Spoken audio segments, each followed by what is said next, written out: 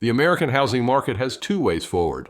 One, an extended building boom, which may slowly reverse the debilitating housing costs that have undermined our economy and our culture. It will take years or decades of building hundreds of thousands of units more than we are now, annually. Or two, building at current levels, which is not high enough to lower rents and prices of residential land and homes. America is short by millions of units, but the lack of production is due to legal restrictions over the long term and supply chain capacities in the short term. The floor in American housing production can only be lowered from here by legally removing more buyers, builders, or owners from the marketplace. Special thanks to Kevin Erdmann for today's content and analyses on housing and economics. Kevin's work continues to enlighten and inspire discussions on critical residential real estate topics. For more of his thought-provoking content, we encourage our viewers to visit his blog at kevinerdman.substack.com.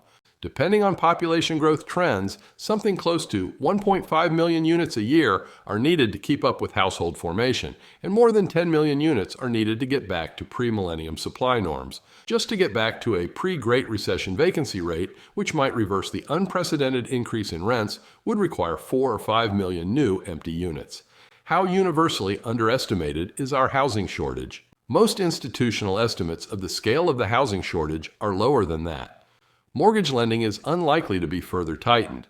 Under current standards, about 1 million families with cash or pristine credit buy new homes a year. About 500,000 more would under any pre-Great Recession standards. Multifamily building has topped out at about 400,000 units annually because of localized opposition.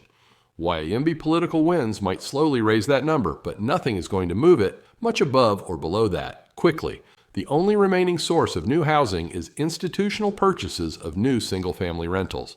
That has historically been a trivial market, and its recent emergence is a good example of how deep our housing supply crisis is and how strong the floor is on current production.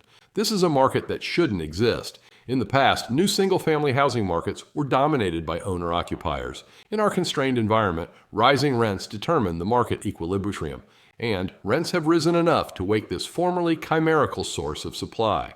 This market is on a tipping point. After some very recent growth, about 100,000 new homes are being built for rent. It is possible that this will be the latest victim of legal obstruction. Many bills are being proposed to block large institutions from buying homes to rent. If those proposals are enacted, it won't lower the floor on housing production much because this market isn't very large yet, but it will remove our last chance at increasing production in the near term enough to bend rents back down. If that market is allowed to rise, we might follow path number 1. If it is blocked, we will follow path number 2. In a functional market, marginal trends in things like interest rates or construction costs would be important factors, and they still surely are regarding individual projects. But at the macro level, about 1.5 million units can jump all the legal hurdles meant to stop housing production. About 1.5 million units will be economically built, and what will make them economical are the rising rents from all the Americans stuffing themselves into our 140 million existing homes while we legally suffocate additional sources of supply. Think of it this way. Rising costs in the existing stock of homes will justify building at existing production levels. Higher production levels will lower the cost to live in the existing stock of homes. The other 1,000 moving parts that make markets happen will move to where they need to in order to justify those new units. And that will be the case for years into the future. At the micro level, costs determine outcomes. At the macro level, when you are in a state of deprivation, the state determines the cost. Nature abhors a vacuum, and that includes a vacuum where 15 million homes should be. The richest nation in the world can only be housing poor at the end of a gun. Anything less than that, high costs, high interest rates, etc., will fail to keep it from being reasonably housed. Water runs downhill unless you build a dam. If you want to see a video featuring my 9 tips for buying a home in a highly competitive market, you can view it by clicking on the box on the left side of your screen. To see a popular video featuring my top 6 home selling tips, just click on the box at the right.